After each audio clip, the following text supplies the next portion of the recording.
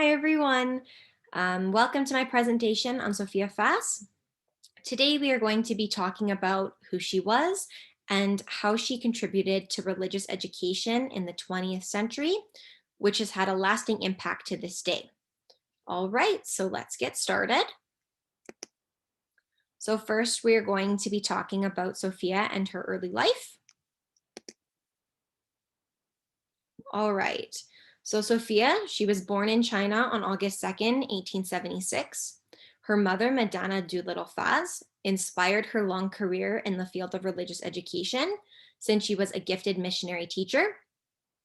Sophia was constantly surrounded by religion her entire childhood since she was raised in a religious family. With that being said, she also attended Sunday school regularly and excelled in her classes there.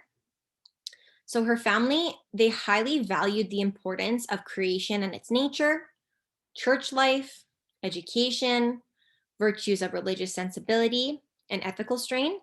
So these childhood family values, they're strongly reflected in Sophia's own theology about religious education.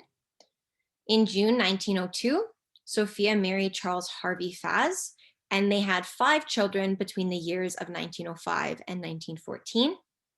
Sophia's children, they majorly influenced her development of religious theology. And although Sophia devoted her life expanding theory and practice in religious education, she also dedicated her time to family. And this connection between family and religion, it allowed Sophia to actively engage in religious theology throughout her 101 years of life. So next, we're going to be talking about Sophia's education. So Sophia's education and accomplishments. It's fair to say that she was a well-educated woman. Sophia became involved in the Young Women's Christian Association and taught Sunday school to kindergarten-age children while she was attending Worcester College in Ohio. She graduated from Worcester's College in 1876. And from there, she earned a Master's of Arts degree in elementary education at Teachers College of Columbia University in 1904. When she was 48 years old, she even furthered her education by enrolling at Union Theological Seminary and received a Bachelor of Divinity degree in 1926. She was also one of the first women to join the Union School of Religion and lecture at the institution. It's notable that Sophia displayed a rare confidence in a field occupied by men. And it's fair to say that Sophia's multiple levels of education and various accomplishments, they clearly demonstrate why her research on religious education, why it's so highly valued even now to present day. So next we're going to be talking about her contribution to religious education.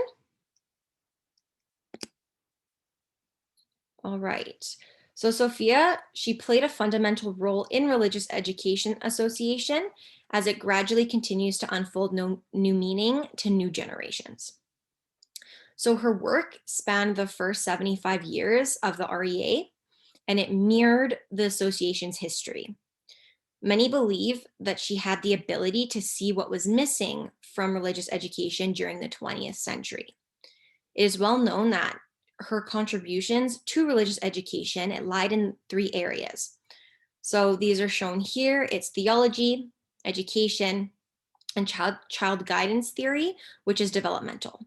So her goal, it was to find better ways for children to engage in religious material.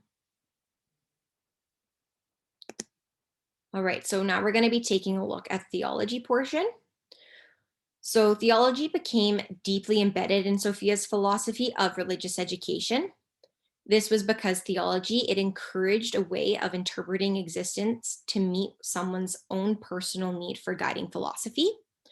Sophia described her own theology as homemade, since it was formed out of her own experiences. Sophia recognized the importance of shifting religious education to be a personal journey, so meaningful learning and understanding is more likely to occur. And by doing this, children can grow a connection to religion due to the content being more relatable to each person individually. So Sophia's theology and religious education, it evolved and became more universal in Christian traditions. Next, we're going to be talking about the education portion. So it's well known that Sophia's philosophy, it valued pluralism.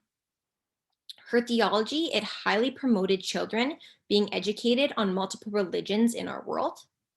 She believed that the children, they must seek to understand and accept various religious traditions in order to develop an understanding and appreciation for their own religion. So this form of education, it also leads to a greater sense of connectedness among all people. So it's safe to say that her theology, it emphasizes the importance of educating children about the world's religions. And the last topic is children theory. So as previously mentioned, she spent her life focusing on religious education specifically for children. So she devoted an exceptional amount of time directly working with children. While Sophia was teaching Sunday school, she focused on introducing biblical themes to children since her goal was to convey doctrine to the young minds. She encouraged children to search for new and truer insights while also sharing their experiences. And lastly, she wanted to harmonize the findings and processes of science with religious teachings to keep its young members of the church. So overall, Sophia made a lifelong effort to improve the quality of religious education for the young by giving more attention to children and incorporating their personal experiences in religious education. All right. And as you see on the left here, I created this specific symbol to portray Sophia's contributions to religious education. After researching her philosophy, it was very evident that Sophia's theology, it was rooted in personal journey and connectedness to the world. Her life's work, it revolved around helping children grow a connection to religion. So therefore, I believe that this symbol, it demonstrates just that.